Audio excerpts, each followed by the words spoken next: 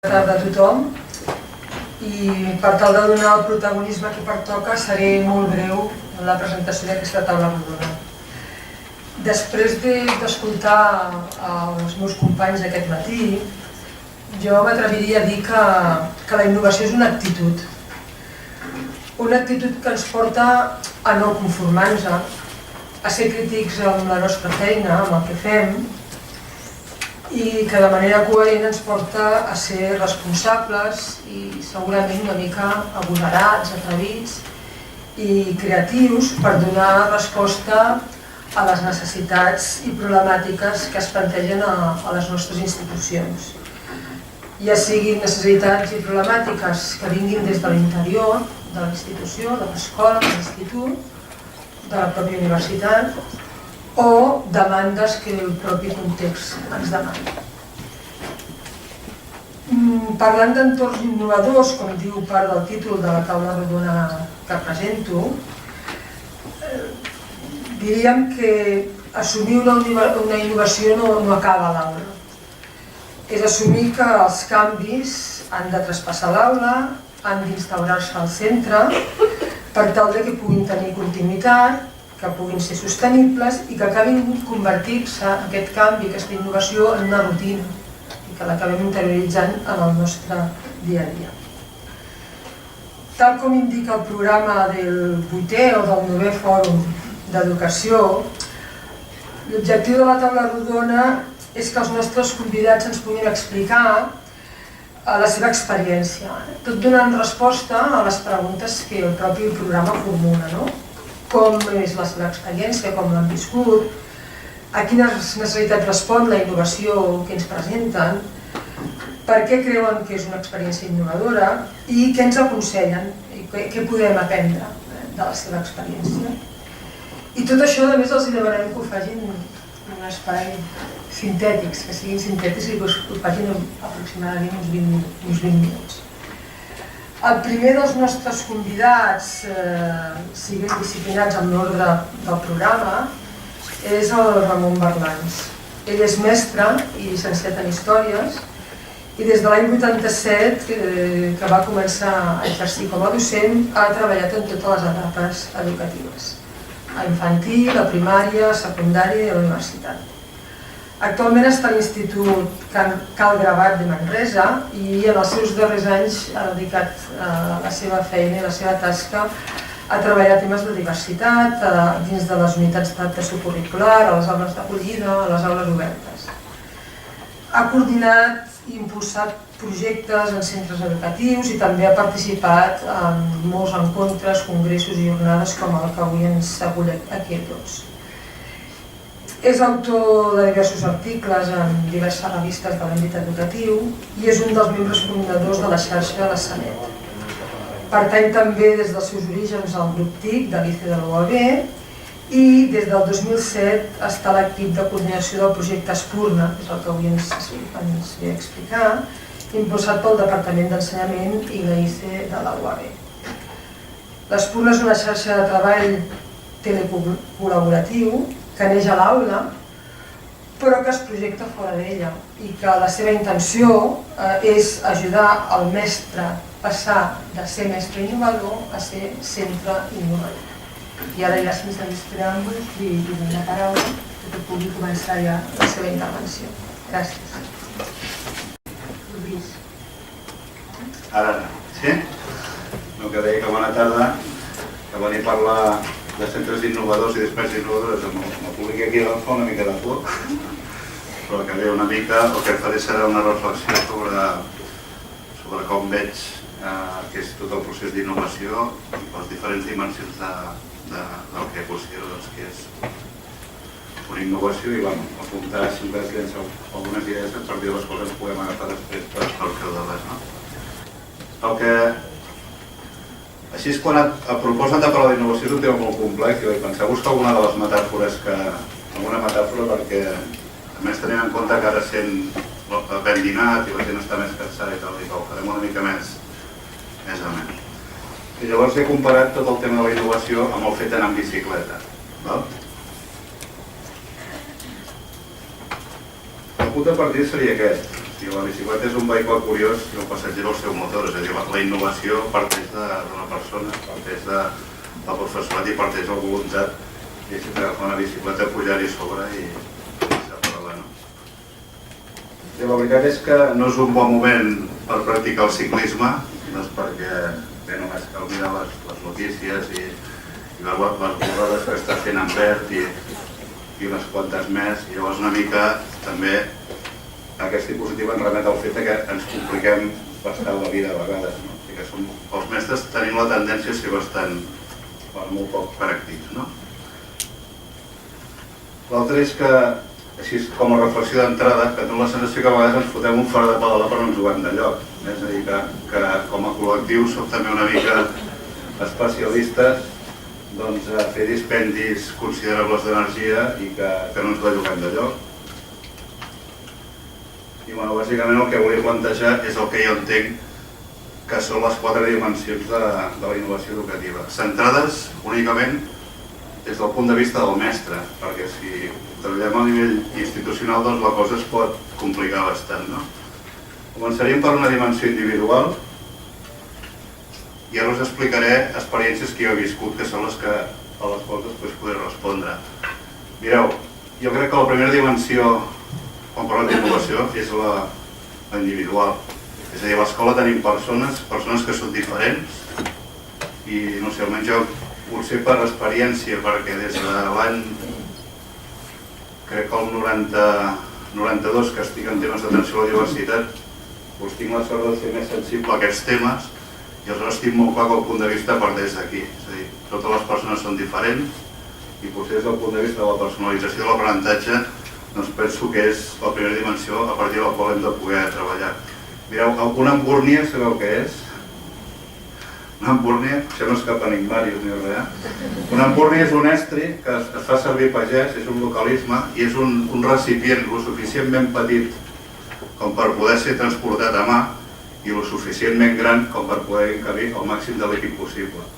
Això és un localisme de la part del Bages. No sé, ara igual surt algú que hi entengui més i em diu que no i em desmuntarà el discurs, però ens va semblar molt bonic de donar aquest nom a un projecte que el que pretén és agafar nanos de segon d'ESO que pràcticament no saben ni llegir ni escriure del meu institut, que és l'Institut Calderbat de Manresa, i omplir-los les embúrnies, que són ells mateixos, de tot el que nosaltres els hi podem donar.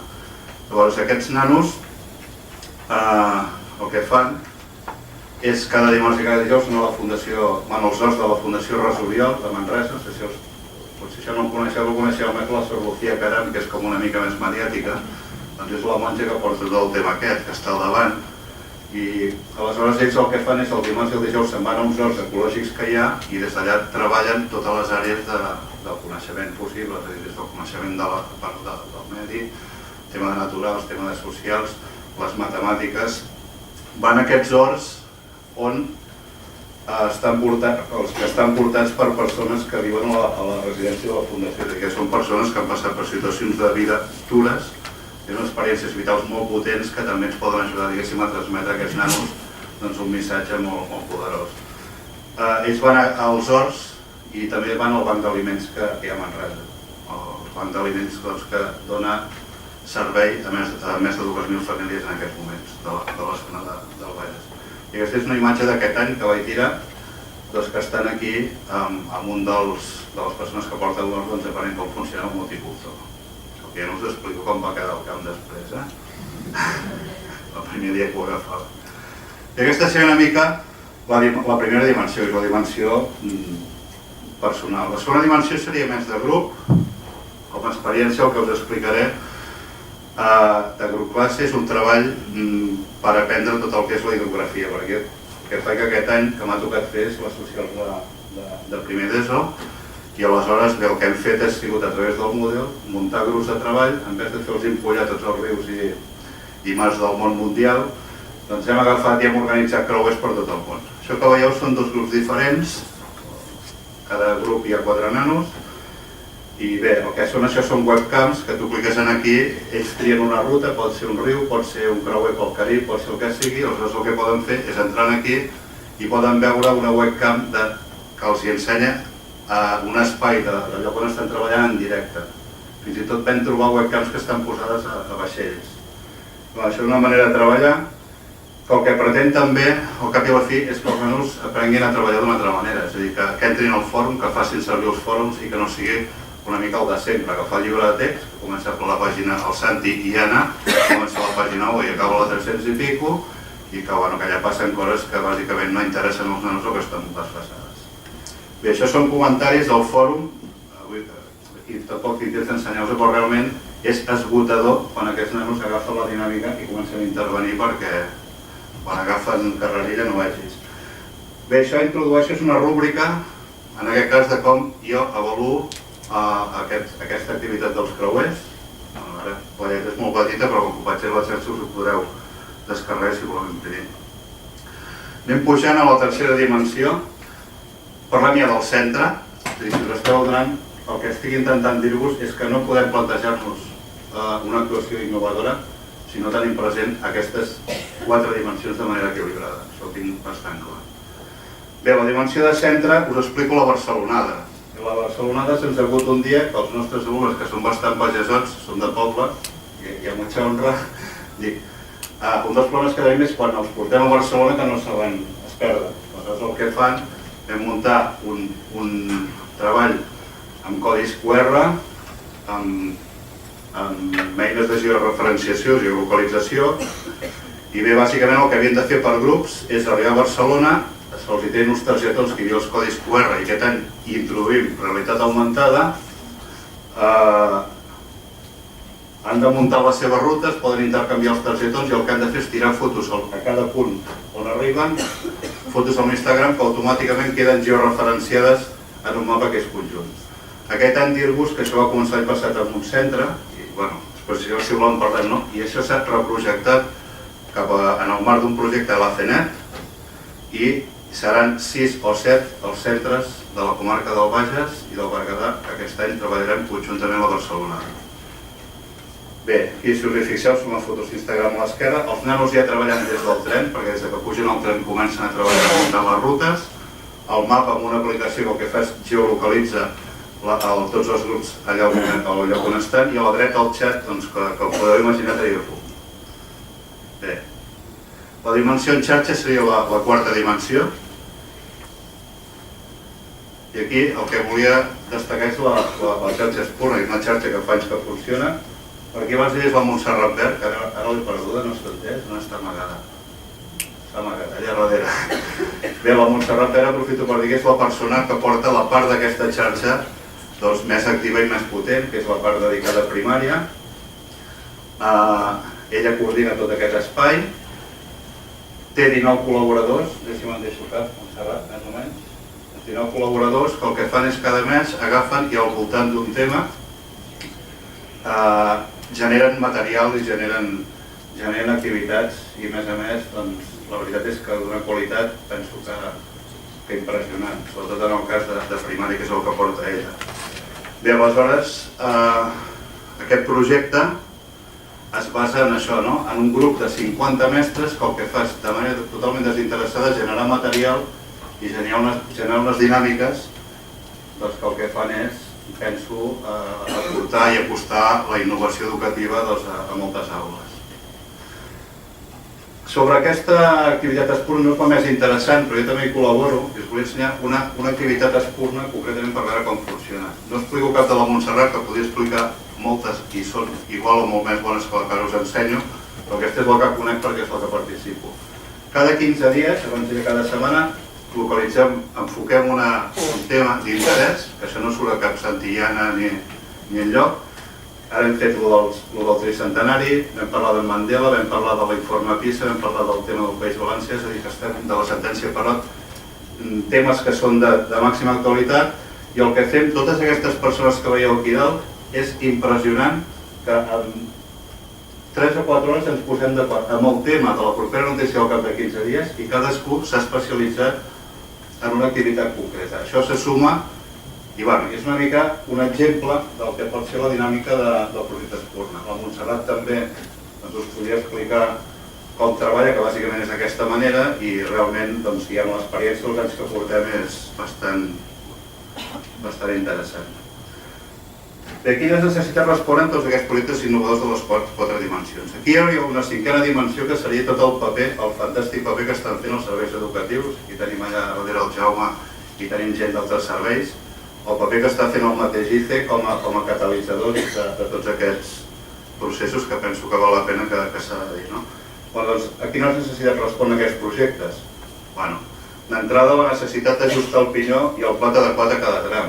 Jo no hi entenc gaire de bicicletes, però quan hi ha una pujada has de posar el plat adequat. L'únic que sé que quan era petit i no hi havia tants pinyons i tants plats, el que tenia el pinyó petit havia de parlar com un beneit per pujar una pujada. Una altra cosa és que a vegades vol més sumar que multiplicar, perquè això seria una mica la necessitat del treball en xarxa. És a dir, tot el que heu vist d'Espurna és impossible de treballar de manera individual, per molt fenomen que siguis, és la necessitat aquesta del treball en xarxa, de sumar. Combinar les eines de sempre amb les noves, jo penso que això és un altre element que hem de tenir en compte a l'hora d'innovar. La necessitat d'incorporar dispositius mòbils, penso que això cada vegada està més a l'ordre del dia, vull dir, nanos que arriben amb tablets, que arriben amb smartphones, els hi prohibim, treballar aquesta guia sobretot a secundària. La necessitat d'incorporar metodologies emergents, això és una necessitat que tenim a l'hora de plantejar-nos qualsevol procés d'innovació en qualsevol d'aquestes quatre dimensions que us he exposat, i una altra que seria la necessitat de reivindicar-nos professionalment. I això no ho podem fer si no treballem bé, si no tenim inquietuds, si no tenim ànsia una mica d'innovar i ànsia de respondre una mica a les necessitats que se'ns plantegen endavant. Ja vaig acabant. Bé, per què són innovadors aquests entorns? D'entrada això no es veu bé, ja ho sé, però ho podeu llegir, ho tinc penjat. Això és la manera que a mi em sorprèn molt quan amb els nanos els hi dones corda i els convides i els punxes perquè t'intervinguin als fòrums i que et participen activament, és impressionant. I més aquestes aules tan fantàstiques que tenim en tants alumnes, doncs és una cosa bastant intensa. I això és el fet d'un nano que per ell mateix explica el funcionament d'un SimCity, que és una cosa que vam treballar quan fèiem l'urbanisme. Els vaig fer una partida amb el SimCity, doncs agafen aquí, i ell, sense jo demanar-li, fa el pas d'explicar als seus companys a través del fòrum com s'han de solucionar els problemes i aquí totes les respostes que va seguir. Una altra és quina necessitat respon, la necessitat de cada nano de superar-se. Ara direu que no cal fomentar la competitivitat, però sí que cal fomentar l'esperit de superació de cada nano. I això, qualsevol actuació innovadora ha d'anar també en aquest sentit. El mallot de muntanya, en fi. Què podem aprendre de tot això? Bàsicament, com pedalar millor. L'altre que és aquesta, a vegades volem córrer massa i fem un projecte molt fashion, fem un projecte internacional amb l'escola de l'altra punta del món, però resulta que llavors a l'escola nostra no treballen els mínims. Però bàsicament es tracta que a vegades hem d'agafar més la bicicleta de passeig que no pas la de carreres. Perquè sembla que si fas l'última cosa amb dispositius mòbils ja ets el mega crack i estàs innovant i a vegades, si no hi ha aquest equilibri en les quatre dimensions, doncs no serveix per res. És façana. Aquesta és l'altra, aquesta per mi és molt il·lustrativa. Il·lustra molt que ha de ser el procés d'innovació. Allà tenim el primer, que és el xaval petit que va amb la bicicleta i li foten a la barra i el tio va pedalant allà i, tan panxo, no? El segon és una mica el mateix, però va enganyat. Pensa que va sol, però és que darrere l'estem guiant. I això és el que estem fent amb el Santiana i a tot això. És a dir, el nano sembla que vagi sol, però en realitat tu estàs darrere i l'estàs conduint cap bo. La manera ideal d'innovar penso que és la tercera. El nano que li fots les rodetes i el dia que no se n'entén li tiro les rodetes diu, hòstia, si ja vaig sense rodetes, no? Si ja començo a anar en bicicleta sol i penso que hem d'anar bastant pel aquest tercer model i val a dir que crec que estem sincerament encallats en el segon, fins i tot en el primer. I aquesta és l'última, no? Si la bicicleta s'ha de pedalar cap endavant per no perdre l'equilibri. Aquest és el veritable sentit de la innovació i la necessitat de tenir d'innovar per no perdre. Moltes gràcies, Ramon, per ajustar-te el temps i sobretot per la creativitat de la presentació. Jo crec que amb les imatges que ens has transmès hem entès perfectament les metàfores que ens volies explicar. La segona de les intervencions, també per ordre, seria la de la Roser Fermí. Ella és llicenciada en Pedagogia i des de l'any 99 treballa a la Fundació Jaume Bofill impulsant diversos projectes coneguts i reconeguts per tots nosaltres, com els debats d'educació, la ciutadania intercultural, l'educació i comunitat, el projecte Trama, la xarxa educativa de barri, Calidoscopi. Actualment, ella és la coordinadora del programa Magni, Aliances per l'Èxit Educatiu, que també treballa en el si de la Fundació Jaume Bofill. Aquest programa és una aposta recent que promou l'aliança entre una escola en situació de risc i una institució de referència propera a l'escola. I posa l'accent en la innovació educativa, però també en la cohesió social, demostrant que la millora s'ha de fer des de dins, però també amb l'ajut d'alguna palanca externa. També és un programa que es treballa en xarxa, com els altres dos que avui presentarem en aquesta taula. En Roser, com vulguis. Molt bé, gràcies. Bé, parlar després del Ramon fa una mica de cosa també, perquè clar, jo no seré tan poètica com ell, ni una presentació com la seva, o sigui que ara és allò, bueno, hem de baixar expectatives, No, bé, com deia la Carmen, jo vinc a explicar-vos de fet una experiència concreta, que és aquest programa Magnet, Aliances per l'Èxit Educatiu, que vam començar de fet el curs passat, impulsat per la Fundació Jaume Bofill, però en col·laboració amb el Departament d'Ensenyament, i en el qual hi participa també el Liceu de l'Autònoma, després us comentaré amb què. Per tant, d'entrada ja dic que és un projecte nou que estem engegant i que per tant pensem que el que estem fent és precisament això que parlem avui, estem creant entorns innovadors d'aprenentatge, però els estem creant, per tant no tenim gaire certeses, tenim moltes ganes, moltes inquietuds, però encara no tenim gaire respostes. Estem intentant donar respostes, però no tenim resultats encara, diríem. Primer de tot, comentar a quina necessitat respon aquest programa. Una mica, Carme ja ho deia, però que tot projecte d'innovació sorgeix d'unes necessitats concretes, uns reptes. En aquest cas, el programa Magnet sorgeix d'una doble necessitat, la de cohesió social i l'èxit escolar. Aquesta doble necessitat que intentem resoldre amb aquest programa. Per una banda, el tema de la cohesió és en la línia que aquest projecte el que vol és combatre la segregació escolar. Va néixer perquè amb aquesta voluntat. Per tant, té per objectiu millorar la composició social dels centres que, per raons que siguin, han anat a tenir una composició social desequilibrada entorn al seu territori. Sempre agafant el seu territori de referència, són centres que, per raons que siguin, s'han anat desequilibrant de la població que li tocaria per territori estar acollint. I per l'altra banda, o paral·lelament, el que volem amb aquest programa és, evidentment, millorar l'èxit educatiu de tot l'alumnat. I, per tant, aquí incloem, sobretot en especial, determinats col·lectius que potser no tenen les trajectòries educatives desitjables. Una mica, molt breument, us explico, la Carme ho ha insinuat una mica, però us explico en què consisteix perquè entengueu després la resta.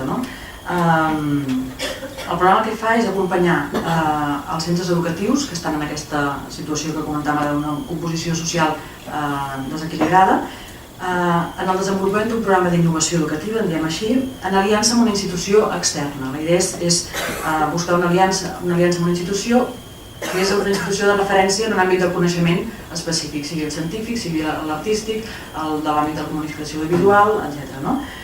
I per tant, que aquesta aliança amb aquesta institució li permeti al centre desenvolupar un projecte singular, un projecte atractiu, un projecte magnètic, que diem, un magnetisme, que acabi sent de referència en el seu entorn i que per tant les famílies acabin recuperant aquesta capacitat d'atracció de les famílies, l'acabin desitjant com un centre pels seus fills.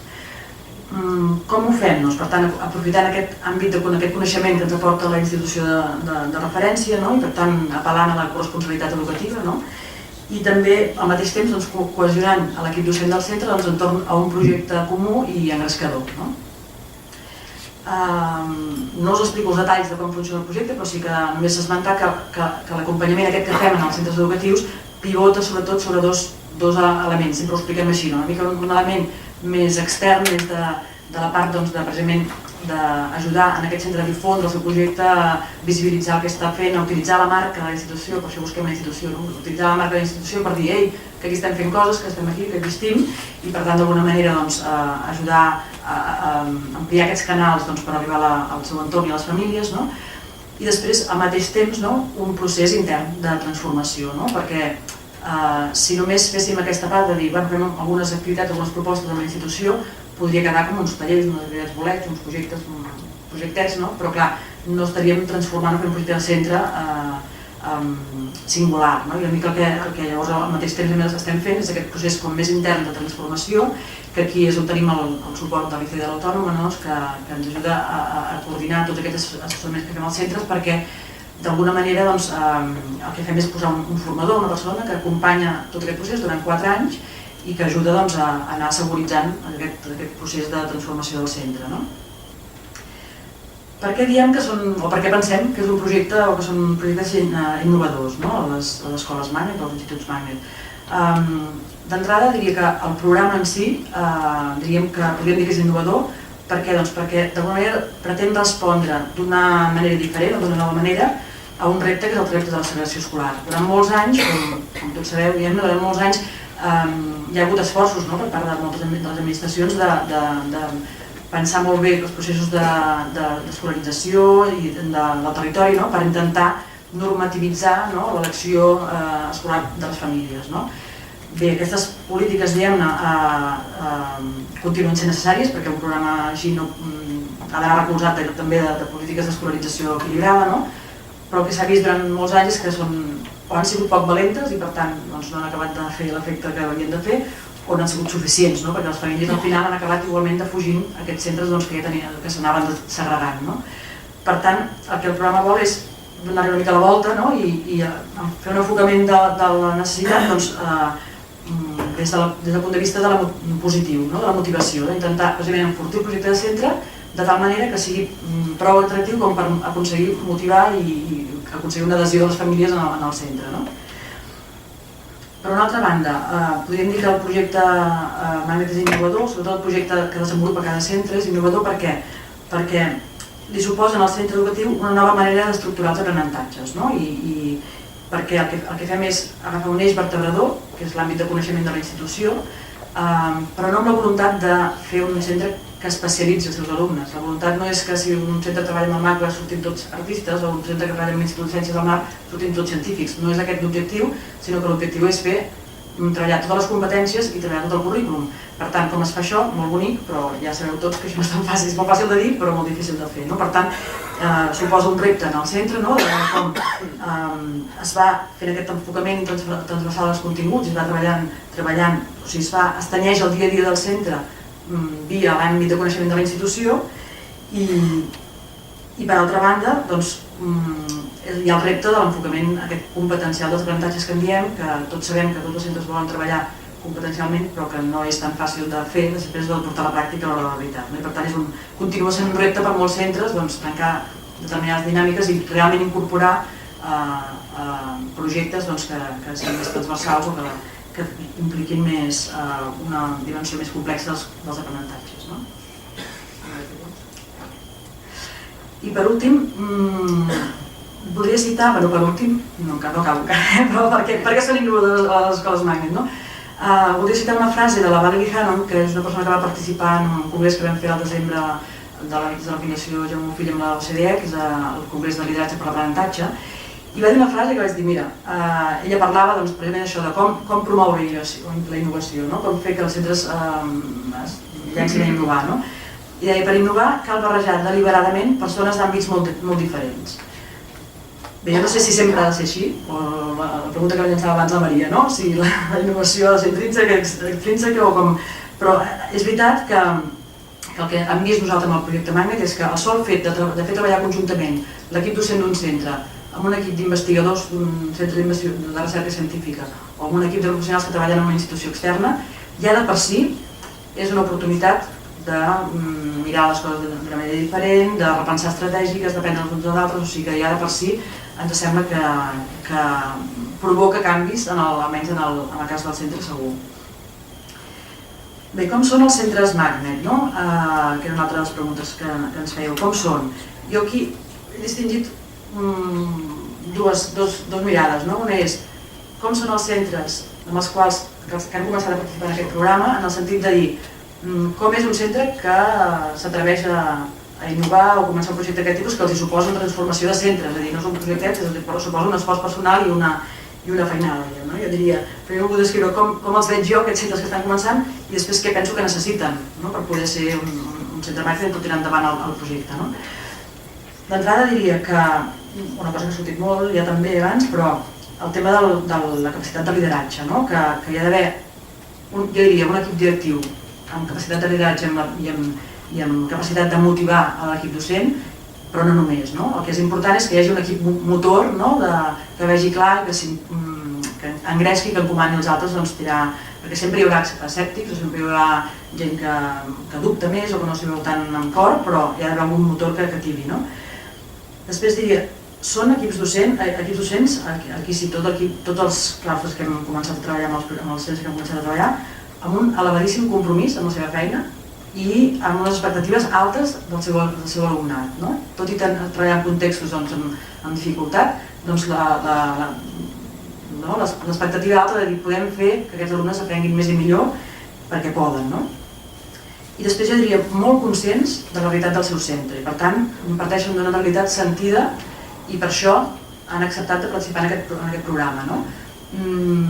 Hem anat a veure altres centres que finalment no han participat, que d'alguna manera davant de la seva situació, del repte de dir, ostres, tinc una població molt segregada respecte al meu territori, o no tinc matricular la gent, no es ve matricular al meu centre, carreguen les culpes cap a fora. Diguem-ne, clar, és que m'han tret d'escola escolar i per això les famílies ja no es volen matricular aquí, o l'escola del costat ja han renovat l'edifici i per això ara que és molt bonic i tothom s'apunta allà, que segurament que són causes reals, que segurament que tenen molta raó, diguem-ne, de queixar-se, diguem-ne, però que no surten de la cultura de la queixa i que no veuen que ells puguin fer alguna cosa per canviar aquesta situació. I per tant, jo diria que en els centres que hem començat sí que som molt conscients de dir tot això hi és, no tinc recolzament, m'han retallat no sé què, el que sigui, però jo tinc un compromís amb aquests alumnes, jo vull fer alguna més per millorar aquesta situació. No? Fins i tot diria hi ha un exemple d'un centre que té poc alumnat, té una composició desequilibrada i té prou bons resultats a les proves de competències. I la primera vegada que hem de parlar amb ells, d'alguna manera, la Rita es riu perquè ens ha quedat clar, és que d'alguna manera diuen, ja, però si jo ho estic fent bé, no? Perquè si tenim bons resultats a les proves, prou bons resultats, no està un partit de coets, però dir, si estem prou bé, no, algú diria, no toquem res, no? Però bueno, després el dia següent que vam tornar, no, és que ho hem pensat, clar, és que realment ho estem fent bé, però aquests alumnes estan aquí en un gueto, diguem-ne, i on els estem abocant, diguem-ne, si no fem alguna cosa perquè realment el nostre centre sigui més heterogeni i hi hagi més diversitat. Per tant, vam dir sí, entrem al projecte. O sigui que, per dir que realment aquesta consciència de la situació del centre, diguem-ne, és la que impulsa a fer canvis. I després diríem que hi ha una alta capacitat de treballar en equip, o almenys voluntat de treballar en equip. No tothom està al mateix nivell aquí, però sí que pensem que és una part molt important per tirar endavant un projecte d'aquest tipus i més un projecte de centre. Aquí també volia citar la Roser Salabert, que ho ha dit moltes vegades, però també en el congrés d'aquest de Reaprendre em va fer molt esment de que la clau de l'èxit en els projectes d'innovació està en el treball col·laboratiu i en el capital humà del centre. I aquí realment són centres amb molta voluntat de treballar col·laborativament, que no sempre se n'han sortit i que una mica la idea és anar ajudant-los en aquest procés d'anar creant aquesta cultura col·laborativa i anar creant el que en dieu molts de vosaltres, la comunitat de pràctica. I per tant, intercanviar, a partir de l'intercanvi d'aprendre mútuament els uns dels altres. Què necessiten per això aquests centres? Molt bé tenim unes bases, però què necessiten per poder tirar endavant un projecte d'innovació? Doncs una estructura organitzativa que permeti aquest intercanvi, aquest treball en xarxa, aquesta comunicació per anar realment tenint uns espais formals i informals de trobada. Per això des del projecte una mica el que intentem és fer un recolzament a l'equip directiu per ajudar a buscar com crear aquests espais i aquesta estructura que permeti desenvolupar el projecte. Després què necessiten? Recolzament, el tema de sentir-se segur, quan fas canvis, quan fas innovacions, doncs has de tenir espais, moments amb els teus companys o amb un docent, un formador extern, no? Com fem en el cas de la formació que els hi fem, no? Doncs que és un espai en el qual el que fem és això, és intentar seguritzar processos, intentar analitzar com ens ha anat, veure com ho millorem, no? I després, per una altra banda, diríem que també jo penso que cal doncs, alguns elements motivadors, injeccions d'adrenalina, no? Alguna cosa que faci que realment, o sigui, un es posa a innovar per compromís, per el que vulguis, però també, bueno, si és una cosa molt feixuga i una cosa que dius que no dormo per poder... Però clar, si és una cosa que engresca, que li veus una mica el sentit, que vas veient, doncs, perquè la seva utilitat doncs, és més fàcil diguem, el camí, no? I per tant, doncs, bueno, per una banda hi hauria aquesta possibilitat doncs, d'aprendre, no? D'aprendre dels altres, tant dels companys com sobretot, això que us deia abans, d'aprendre de persones que treballen en una altra institució, que venen d'un altre món, però que el sol fet de discutir amb ells, de treballar amb ells, doncs, és una cosa doncs, motivadora i engrescadora, no? I després, per altra banda, doncs, el reconeixement extern una mica també que suposa el fet de participar en aquest programa, no? Doncs, bueno, que ja no sortir als mitjans de comunicació, fer algun article en alguna revista educativa o participar en alguna jornada, doncs una mica la cosa aquesta doncs, que també dona una mica de vidilla, no? I per últim, dir una cosa que necessiten tots els centres, tots, diguem-ne, però mai més, però bueno, no està a les nostres mans, però sí que penso que bueno, és un tema molt cabdal, no? Que és el tema de l'estabilitat de plantilla, no? Vull dir que per un projecte innovador d'arca durada de centre, doncs clar, és necessari doncs, una certa estabilitat de l'equip i sobretot també la possibilitat d'incorporar doncs, determinats perfils en aquest cas, perquè és un projecte doncs, que pretén singularitzar-se, no? Doncs potser hauríem d'anar cap aquí. Però bueno, això és un tema que està sobre la taula i veure si l'acabo, perquè em sembla que estic una mica gastat tot. No, encara, vale. Què en podem aprendre? Doncs bé, com us deia, estem començant, no podem dir que hem après ja perquè encara estem work in progress, no? Però sí que pensem que hi ha alguns elements que el programa Magnet que té una utilitat, pensem, o que volem que sigui útil per uns centres que tenen una situació molt determinada, pensem que també segurament que hi ha moltes coses que poden servir per molts altres centres o en general, no? D'una banda, doncs, estratègies o eines per combinar la cosa aquesta d'equitat i qualitat, no? Que tots volem fer, diguem-ne, però és un programa que intenta dir, bueno, anem a veure si en una situació i en un context així podem, i fer-ho d'aquesta manera, a veure si veiem realment alguna millora, no? Equilibrar les dues coses, no? El tema de la cohesió i el tema de la qualitat del projecte i l'èxit escolar. Després el tema de, que ja ho sabeu vosaltres, el tema de com desenvolupar un projecte de centre des d'un enfocament competencial dels aprenentatges, doncs que hi ha centres que ho estan fent, hi ha centres que se n'han sortit, però encara és un repte per molts centres. Per tant, d'alguna manera, el fet de fer que un centre faci un procés de transformació, que no és un centre de nova creació, sinó que és un centre que està en transformació i que intenta anar cap aquí, doncs d'aquest procés estem segurs que en traurem molts aprenentatges, nosaltres i ells i tots. Després, el tema de la corresponsabilitat amb les institucions de fora, treballar en xarxa, treballar des d'estratègies de col·laboració i corresponsabilitat amb altres, que pensem que aquest exemple és molt clar i que ens pot donar moltes propostes. I per últim, una mica veure les estratègies més útils per atreure les famílies i per tant incrementar matrícula en el centre, però no només això, que és un objectiu molt clar del projecte Magnet, sinó també la capacitat de crear adhesió de les famílies, el professorat, de l'alumnat, entorn a un projecte conjunt, comú i engrescador, que em sembla que és el projecte Magnet. I aquí mateix. Moltes gràcies. De nou us coordinem una taula amb uns ponents tan disciplinats amb el temps. Doncs l'última intervenció, però no per això menys interessant, és la que ens presenta la Carme Oriol. La Carme és cap d'estudis de l'Escola Joan Maragall de Rubí i tant ella a títol individual com l'escola des del punt de vista col·lectiu tenen vincles importants amb l'Liceu de l'Autònoma. La Carme perquè forma part del grup de treball de la cultura matemàtica de les persones i que també col·labora en temes de formació permanent dels mestres a través de l'equip de formadors de l'ICE i l'escola perquè forma part del grup de treball de la xarxa d'escoles que aprenen, que és l'experiència que avui ens ve a explicar. Aquesta escola, l'Escola Joan Maragall de Rubí, és un centre educatiu que ha viscut evolució interna molt interessant, centrant tota la seva acció en la millora de l'aprenentatge de l'alumnat i és un bon exponent d'una escola que aprèn amb capacitat per transformar-se des de dins i de mantenir-se amb criteris de sostenibilitat.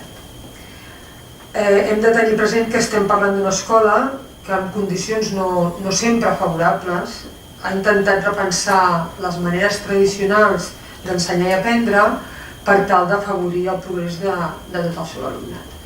Doncs ara la Carme ens explicarà què és això de les escoles que aprenen i la xarxa que han configurat. Gràcies, Carme. Bona tarda. A veure, quan ens vau convidar a venir aquí, el primer que vam pensar a l'escola és dir innovació. Nosaltres realment innovem. Si ens haguéssim de definir, començaríem per aquest adjectiu. Ens sentim una mica aclaparades, no?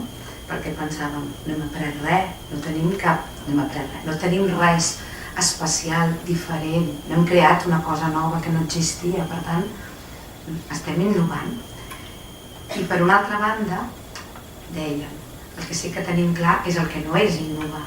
El que no és fer el que has fet sempre, perquè sempre ho has fet i sense massa sentit. I si nosaltres analitzàvem els darrers, per exemple, 10 anys de trajectòria de l'escola, vèiem que havíem estat de tot menys aturats, que sí que era veritat, que havíem implementat molts canvis i estàvem en ple procés de transformació. I això volíem explicar-vos des d'una escola que és normal. És una escola que té la dotació normal, la gent no tria venir a la nostra escola i molt menys nosaltres triem qui pot venir a la nostra escola, tant de bo. Però bé, qui pot, i moltes vegades no qui vol, perquè moltes vegades estem molt lluny. És una mica incòmode venir a Rubí, a 4 quilòmetres del poble. Per tant, una mica bé qui ve. No tenim una dotació especial, ni de personal, ni de diners, ni de recursos, ni de res. Tenim 30 anys d'història, per tant, portem molta inèrcia. I tot això podria fer pensar que reunim unes quantes resistències al canvi, segurament que sí, no? Llavors, una miqueta, venir aquí ens ha servit per pensar què ens ha portat a no fer el que fèiem fa 10 anys, no? I pensant, vèiem que han intervingut molts factors, però que el bàsic no ha estat la necessitat de ser moderns, o la necessitat d'estimular-nos perquè a vegades és avorrit i la rutina és pesada, o la necessitat d'estar al dia, o la seducció. No ha estat això, jo crec que hem innovat perquè no podíem sobreviure d'una altra manera. Nosaltres tenim un context i el que es tracta és de donar resposta a aquest context que tenim, donar la millor resposta possible, i això ho teníem clar. I aquest context és un context que ens planteja reptes, que és exigent, i per tant ens ho hem de mirar i ens ho hem de repensar. I una mica penso que aquest ha estat el motor de tot plegat. I jo penso que no puc explicar-me sense explicar una mica quines claus té aquest context. El context de la nostra escola jo crec que té dues característiques que els que ens coneixeu ja sabeu, i és que és un context que predomina molt la idea d'aïllament. L'escola està a 4 quilòmetres del poble, el poble de Rubí, un poble de cintura industrial, i per tant hi ha una sensació d'aïllament molt profunda i molt variada. I aïllament de tots plegats perquè estem lluny i no tenim poble, no tenim nucli, estem al mig d'una carretera.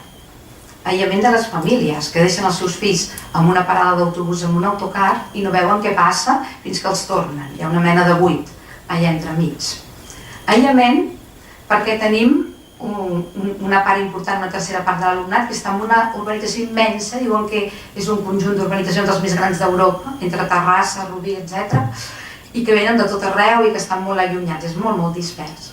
Aïllament perquè tenim pràcticament la totalitat de l'alumnat que ve d'un barri de Rubí marginat i marginal, que és el barri del Pinar, que està com a 10 quilòmetres de la nostra escola i del qual una gran quantitat d'alumnes venen els posen en un autocar i els porten a 10 quilòmetres de l'escola. Aquest és un alumnat que en la seva totalitat ve del Magreb, del Magreb més pobre, i que per tant té moltes dificultats, molt aïllat, està en un gueto i per tant té moltes dificultats per vincular-se al que passa a l'escola, a la cultura, on els toca viure.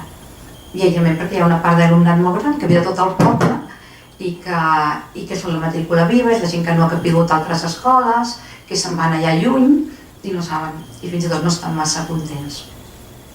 Per tant, aquesta era una primera situació, que a més té repercussions, perquè tenim a vegades percebem malfiances d'un entorn cap a l'altre, percebem alumnes poc motivats, poc vinculats al que passa a l'escola. Això ens estava preocupant. I unit a això, i relacionat amb això, un altre tema cabdal a la nostra escola és l'heterogeneïtat. Tenim un alumnat tremendament heterogeni, amb una proporció altíssima de nens i nenes que venen d'entorns socials desafavorits, per tant, nens i nenes amb risc d'exclusió social gran, amb llengües molt diferents de les que emprem a l'escola, etc. I tot això fa que fa 10, fa 15 anys hi hagi un grup de gent que comenci a veure que la manera tradicional d'ensenyar i la manera tradicional d'aprendre no dona bons fruits, que tenim a les aules, que tenim conflictes, que tenim alumnes cada cop més aïllats, perquè és clar, si tothom no té el mateix nivell, si tothom no arriba a aquests llistons que col·loquen les editorials, doncs tenim gent en plans individualitzats, cadascú, grupets de no sé què, el que surt de fora per fer l'educació especial. Cada cop estem generant més aïllament, no? I comencem a veure que això no va. I en el moment que veiem que això no va, jo crec que això jo ho volia ressaltar com un punt d'inici important. En la nostra escola ens hem mobilitzat perquè necessitàvem això i perquè nosaltres d'alguna manera es configura una quimera, jo crec que una utopia, amb una vessant ideològica molt important. És a dir, nosaltres pensem que a través de l'educació podem capgirar les desigualtats inicials que tenen els nostres alumnes. Nosaltres pensem que hem de donar oportunitats a tothom, especialment a aquells que són més desafavorits, i que ho podrem aconseguir. I jo penso que aquesta primera arrencada, aquest component que no és neutre, que és ideològic, és molt important en el nostre cas. I diguem que als inicis hi ha una escola en la qual hi ha una part de la gent que està pensant a veure com marxa, perquè això és molt incòmode i molt pesat, i una part important que està inquieta i que busca respostes. I nosaltres crec que les trobem mirant cap enfora. I ràpidament tenim la immensa sort d'ensopar amb l'ICE, ensopar amb jornades 0-12, trobar-nos en pràctiques de referència que ens sedueixen molt, que les veiem molt ben argumentades, molt ben fonamentades, algunes de gent que esteu aquí, de gent del grup de la cultura de la matemàtica per les persones, que ens semblen absolutament com una finestra i un aire fresc que ens entra.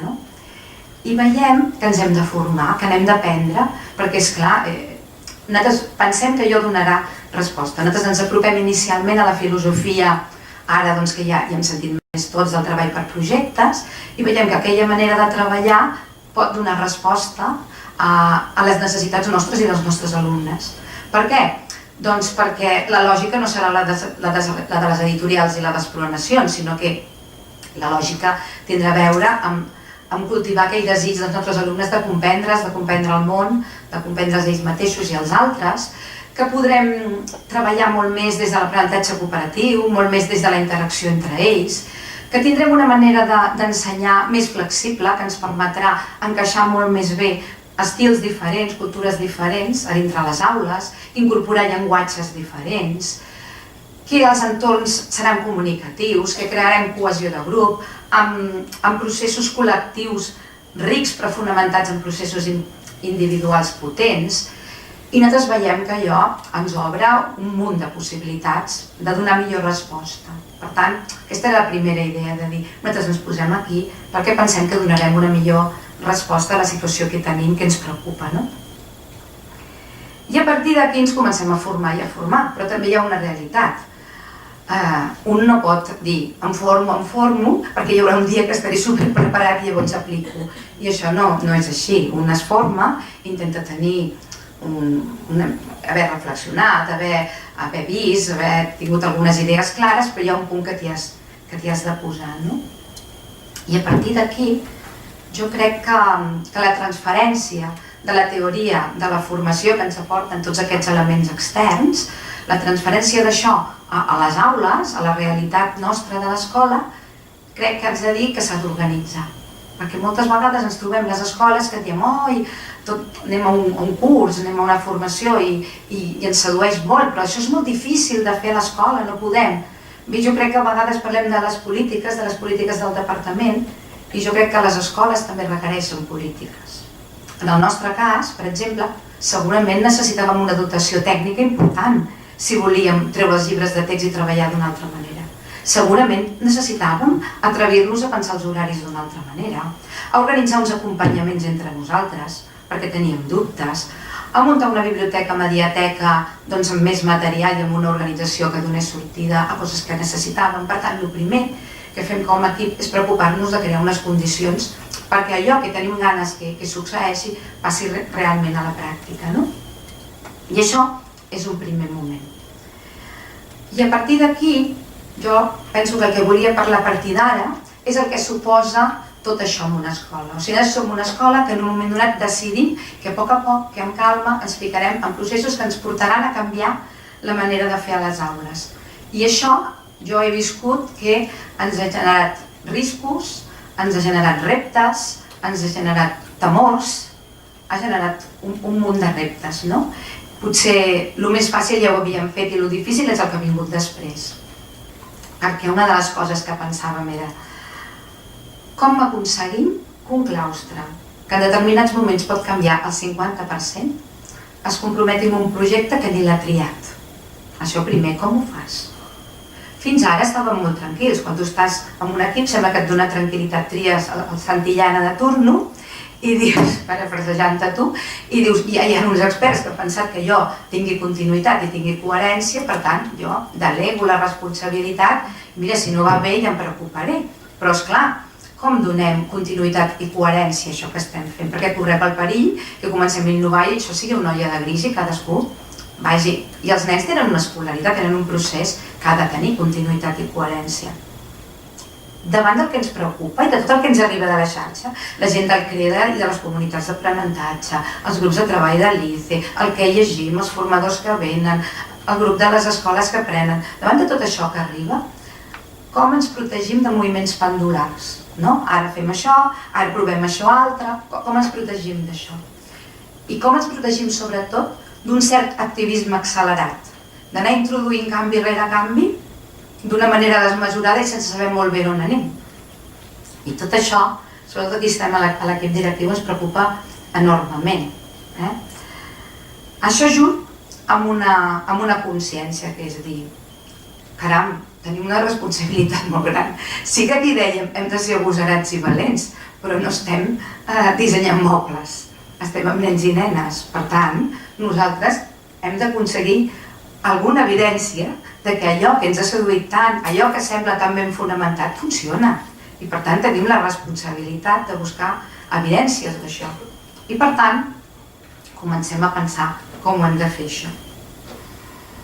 I el primer que fem és buscar aquests acompanyaments, aquest grup impulsor, aquest més enllà de l'equip directiu, buscar persones amb un compromís alt, amb un poder de seducció gran, que es formen, que comencen a tenir molta expertesa, i a poc ens anem adonant de dues coses. La primera és que això funciona molt bé d'entrada, però que hem d'anar més enllà de tot això. Hem de generar... Hi ha un moment que som conscients que no ho podrem controlar. El primer que passa quan tens por és que vols controlar els processos, de mil maneres diferents. I quan entres en processos complexos i incerts, és difícil controlar. I per tant veiem que hem de generar una cadena de confiança, en la qual cadascú, en el seu àmbit, a l'aula, al cap d'estudis, com fa els horaris, l'altre, jo què sé, el director, quan decideix, no sé què, cadascú, sense ser assemblearis, cadascú, amb el seu àmbit de treball, des de la seva responsabilitat, hem de confiar que té els elements suficients per prendre decisions, per poder-les analitzar i poder-se regular. Perquè si no, anem perduts, això no hi haurà qui ho controli. I aquesta és una creença. I jo diria això, bàsicament, hem de crear aquesta cadena de confiança. I a partir d'aquí, clar, no sabem com organitzar tot això. De cop, hem entrat en un terreny que és molt més complex, és molt més incert, com ho conduirem tot això? I jo crec que tenim, hi ha hagut, no us ho puc explicar tot, però jo pensava que hi havia dos descobriments que havien sigut importants, o dos aspectes que havien estat cabdals en aquest camí, no?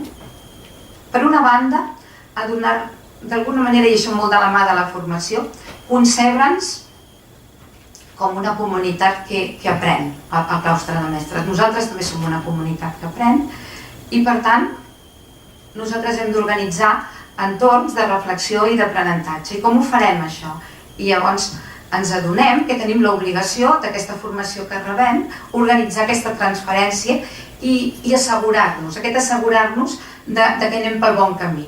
I per assegurar-nos que anem pel bon camí hem de tornar a les nostres pràctiques. Si tot el que ens ha mogut és l'anàlisi de la nostra realitat, hem de tornar una vegada i una altra i fer que dialoguin aquestes pràctiques, aquestes referències, aquestes teories, aquestes lectures amb el que està passant el dia a dia a l'aula. I per tant comencem a organitzar això. Nosaltres ho anem fent de diferents maneres, amb un començament d'una manera molt espontània, diem tothom que vulgui, amb un format absolutament lliure, que baixi a la biblioteca el divendres, que algú vol expressar un dubte que té, una situació, i en parlem, i veiem que hi ve tothom del claustre, i diem, ostres, realment això preocupa. A poc ens adonem que tenim uns estàndards fantàstics per aprendre i són els que volem implementar a les aules, i nosaltres pensem que hem d'aprendre des del contrast, des de la comunicació, amb documentació. Doncs nosaltres com a docents ens hem de dotar del mateix rigor que tenen els nostres alumnes, només faltaria. I per tant ens preocupem de crear contextos rics en comunicació dins el claustre. Un que ha resultat molt és organitzar l'horari perquè dos mestres poguessin estar a l'aula junts i conversant a moments. No com un que ajuda l'altre, sinó com dues persones que condueixen un grup dialogant entre elles i amb els alumnes. Això ens ha donat un potencial molt alt. Un altre és pensar que és el compromís que tenim nosaltres d'elaborar documentació per retre comptes entre nosaltres, és així, i poder-nos explicar el que passa a l'aula amb la voluntat de reaccionar, de compartir-ho, de buscar patrons, de buscar maneres de fer dins l'aula, de qüestionar-nos, etc. I això ha estat important. I per una altra banda, un altre aspecte que ha estat clau és entrar en els plans d'autonomia. Jo crec que a vegades parlem del departament i d'algunes iniciatives que venen de dalt a baix, però que se'ns convidés a entrar en un pla d'autonomia, que se'ns introduís en la planificació estratègica, jo crec que ens ha ajudat molt a organitzar tot aquest procés. Perquè ens ha ajudat a prioritzar des de l'anàlisi del context quines eren les línies d'actuació que necessitàvem, quins objectius ens marcàvem, i perquè per una altra banda la planificació estratègica et porta a pensar en termes d'impacte. El que fem, definir molt bé per què ho fas i com pots assegurar-te que allò que tu volies ho estàs aconseguint. I aquí ens hem obligat a buscar instruments per avaluar-nos. Jo el que volia dir és que penso que un centre que es posa en una dinàmica d'aquestes té l'obligació i la responsabilitat de buscar mecanismes d'avaluar-se. I sovint no en tenim de bons, això sí que volia posar damunt la taula. Tenim les proves de competències del departament i sí que hem après a dialogar amb elles, però sovint no ens avaluen allò que per nosaltres és essencial del tot. Alguns aspectes potser sí. Però ens hem atrevit a crear instruments, a gravar, a buscar registres, a preparar petites proves, a fer d'observadors i prendre nota. Nosaltres pensem que ens costa molt a les escoles i tant de bo algú ens ajudés a organitzar això. Però sí que és veritat que ens hem acostumat a mirar-nos la realitat i buscar maneres de fer fotos d'aquesta realitat per poder parlar amb documentació. I aquestes fotos no sempre són nítides perquè no tenim instruments prou adients a vegades, però encara que no siguin nítides ens serveixen. I una mica perquè no em donarà temps a massa més, em sembla, volia parlar de dos efectes que no comptàvem i que han aparegut entremig de tot aquest procés. El primer que ha aparegut i que ens ha meravellat ha estat una qüestió que pot semblar menor, però per mi no ho és, que està en l'emoció. O sigui, quan com a claustre hem organitzat la nostra reflexió, hem après, hem descobert, ens hem mirat el que passava a les aules, ens hem emocionat, moltes vegades. I s'ha generat un goig de descobrir, un goig d'aprendre. I això penso que ha estat una gasolina a tot aquest procés que ha estat molt, molt important. I la segona qüestió que ha passat, que volia posar damunt la taula, és que s'ha variat les lògiques de poder i de relació dins el centre. D'alguna manera, treballar d'aquesta manera ha fet que fossin més transparents les raons del que fem, una mica el que ens porta a implementar determinades coses, per què ho fem, quin sentit té el que proposem, les decisions que prenem, i per tant, el que fem a l'escola o el que decidim no té tant a veure amb una lògica de poder o amb imposar unes intuïcions que uns tenim i uns no tenen tant, com amb la idea que a darrere hi ha unes raons de pes i un anàlisi rigorós de documentació i de la realitat. I jo crec que això per mi era l'important. Potser la idea de que una escola que innova ha de ser una escola que ha d'incorporar l'avaluació formadora en el seu fer de cada dia, perquè si no, realment pots estar absolutament perdut. Em sembla que ja... Gràcies. Moltes gràcies, Carme. Em sap greu tallar-vos, però a mi l'organització m'ha dit que sigui disciplinada amb el temps i jo, que soc una persona disciplinada, doncs transmeto.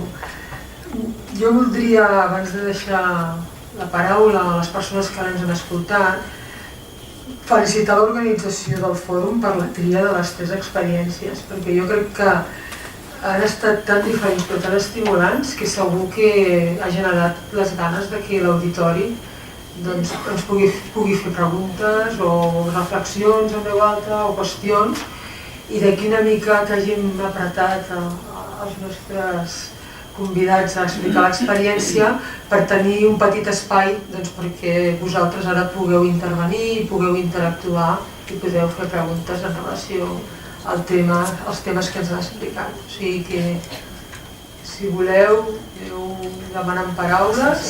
Sí. Bueno, felicitats per les 3 ponències. I jo el que voldria saber, si és que és possible explicar, ja sé que és complicat, però està clar que les estructures, suposo que organitzatives de les vostres escoles són bastant diferents de les jeràrquiques que estem acostumats i que, evidentment, si continuem amb unes estructures jeràrquiques, el procés d'innovació és pràcticament impossible. Llavors, jo el que voldria saber és com són una miqueta aquestes estructures. Ja sé que és difícil, però m'imagino que ha d'anar més en sentit d'una transversalitat, és a dir, quines són els elements claus que haurien de tenir l'organització. Jo crec que ja tenim clar quins són els processos d'innovació, però com han de ser les estructures perquè ens permetin poder aplicar i poder estar amb aquests processos que són tan interessants i que, a més, a nivell de l'aprenentatge pels nens, pel que expliqueu, és espectacular. Només és això, me'n torno un lloc. Hi ha alguna altra pregunta? Ara que ja crec que tenim micro. Hola? Sí, mira, una pregunta per la Roser Javí. Volia saber sobre el tema aquest dels projectes Magnet de les escoles. Tu parlaves de 4 anys. Volia saber si al cap de 4 anys el projecte continua d'alguna manera, si no, si ha canviat la realitat, ja no té sentit que continuï existint, o si partint d'experiències prèvies, entenc que s'ha fet als Estats Units i que ve d'allà, què succeeix amb aquestes escoles? Gràcies. Hola, jo voldria l'opinió vostra sobre si algun dia podrem canviar el que es diu l'escola normal i que innovi. No sé si ho veieu possible o què us sembla. Bé, és la pregunta number 1 que tothom ens fa. A veure, la idea no és, evidentment, som molt conscients que la realitat que estem intentant donar resposta és complexa i és lenta. No pensem que en 4 anys els centres que hem començat a treballar hauran canviat la composició social, de cop s'haurà tothom inscrit en aquests centres. Ni molt menys pensem que serà així, tot i que esperem veure algun indici de canvi en aquest sentit. Esperem que en 4 anys es puguin veure coses. De fet, el primer any ja hem començat a veure algunes famílies que els ha agraït l'atenció al projecte d'aquestes escoles i que s'han interessat, si més no, i algunes fins i tot s'han matriculat. Però no pensem que canviï la realitat en 4 anys. El que sí que pensem és que si fem una bona feina de procés de transformació al centre, acompanyant el centre en 4 anys, de fet la feina més gran la fa el centre. Nosaltres el que fem és posar una mica de cotó fluix i acompanyar i ajudar i donar eines o facilitar la feina en el centre. Però de fet, si el centre, per això explicava molt bé com són els centres als que hem començat, perquè ha de ser el centre que vulgui i que digui jo tinc una realitat X, vull fer alguna cosa i per tant m'embarco en aquest projecte. Per tant, si el centre realment ha fet un projecte de centre que en aquesta línia, el projecte pensem que continua. Igual que pensem que podrà continuar l'aliança amb la institució. D'alguna manera hem sentat unes bases, hem sentat unes relacions personals, fins i tot entre l'equip de professionals del centre i de la institució, que pensem que també tindran una continuïtat en un futur. Però el que és cert és que a l'hora de plantejar, dissenyar el programa, no ens imaginàvem anar a intentar implicar institucions dient-los fem un conveni amb la institució perquè és la institució que es compromet a acompanyar aquest centre i a posar part del seu personal a fer sessions de treball en aquest centre i a fer activitats en aquest centre, a dir-li això in eternum o durant no sé quants anys, o sigui, em semblava que havien de limitar una mica la seva aportació i l'havien d'acotar en el temps, però sabem que són institucions amb molt compromís i moltes ganes i que de moment, almenys el que hem vist és que s'han creat unes sinergies que pensem que no s'acabaran en 4 anys. El que passa que sí que és cert que intentem acotar en 4 anys la feina grossa i després el projecte pensem que ha de poder continuar funcionant. Precisament per això, perquè els efectes, sobretot pel que fa a elements de composició social del centre, hauran d'anar venint més a llarg termini segurament. No sé si he respost. Anna, si volguessis contestar les dues i el Ramon després també les altres dues, així veiem el contrast de les dues escoles, de l'escola i l'institut, vull dir. Sí, que jo recordo una pregunta respecte a quin tipus de dinàmiques i d'estructura i d'organització requereix escoles que pretenen innovar o treballar d'una altra manera. Jo crec que nosaltres tenim l'estructura que tenen moltes escoles, tenim un equip directiu, tenim cicles, etc. Però potser el que sí que ens hem preocupat és de crear entorns en els quals es debatés i es reflexionés amb documentació i de buscar maneres de que entrés en diàleg el que apreníem, el que passava a l'aula i allò que preocupava i sobretot ordenat perquè entre tots poguéssim pactar unes prioritats. En el moment que es fa això, nosaltres tenim una manera de funcionar que també ens va molt bé, que és una organització que n'hi diem els intercicles, que són 3 grups que utilitzem molt, a vegades per discutir coses de calat, hi ha altres que no tant, però que són els intercicles, que és 3 grups absolutament heterogenis, hi ha gent de parvulària a tots els grups, hi ha gent, jo què sé, hi ha gent que fa poc que ha arribat a l'escola als 3 grups, hi ha gent de l'equip directiu als 3 grups, 3 grups heterogenis, els quals discuteixen absolutament a partir d'una documentació que parteix de l'aula moltes vegades, o a vegades hem discutit d'altres coses, i que s'ha elaborat i que treu unes conclusions, fa un acte i aquestes es refonen. I aquesta manera de treballar ha donat peu a moltes de les qüestions que després hem desenvolupat o que hem anat seguint. I això sí que ens dona molt la sensació d'anar a l'hora de que les veus de tothom són escoltades i que el que cal és d'alguna manera posar-les en solfa. I doncs potser el que jo veig és que el que cal, o en el meu cas el que hem fet, és organitzar o esforçar-nos en organitzar l'escola perquè hi hagués debat i perquè fos ric. Perquè a vegades el debat, la meva experiència em diu que no és gaire fructífer, perquè divaguem, perquè no parlem sempre exactament del mateix o des de la intuïció. I per tant penso que una escola que vol treballar d'aquesta manera, més que des de la jerarquia, jo crec que els que tenim una determinada responsabilitat del que ens encarreguem és d'organitzar aquest debat interessant i mirar que sigui variat. Jo penso que una de les claus per en sortir-nos és buscar maneres de dialogar entre gent diversa, entre gent amb diferents llocs de treball, incorporar, si podem, les famílies, incorporar i una mica fent el pont amb la normal, que dèieu. Jo crec que ja es fan coses interessants, ja s'està intentant canviar. Potser el que ens cal molt és interactuar. Jo deia fa una estona que em dóna la sensació que no pot ser que tinguem un sistema en el qual uns planifiquen i pensen i teoritzen i uns altres apliquem.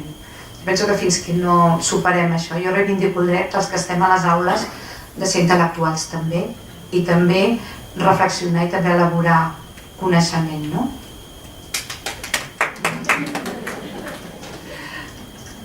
Bé, jo em toca l'últim ara. No, a veure, jo potser m'agradaria contestar-te a tu, quan has dit tot això. Penso que el gran problema que hi ha és garantir la sostenibilitat de les innovacions. Parlo més que res per secundària. Primària, trobo fantàstica la feina que heu fet, però, a veure, em sap greu dir-ho, però jo conec pocs instituts innovadors.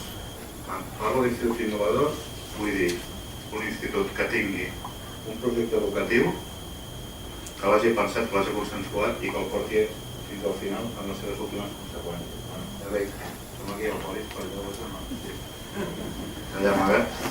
Bueno, a veure, conec, i no us ofengueu els que no us coneixeu, però a veure, crec que podem comptar amb els dits de la mà i pocs més, si convé, el que és un institut innovador. Però és que és molt difícil.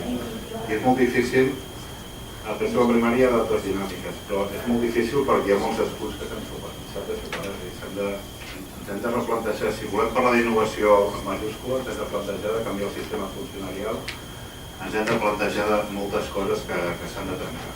i ho sento, perquè tots els que estem aquí coneixereu casos de grans professors que s'han implicat fins al moll de l'os en projectes i l'endemà, per això per bé, agafen i han de marxar i el projecte se'n va a la neu.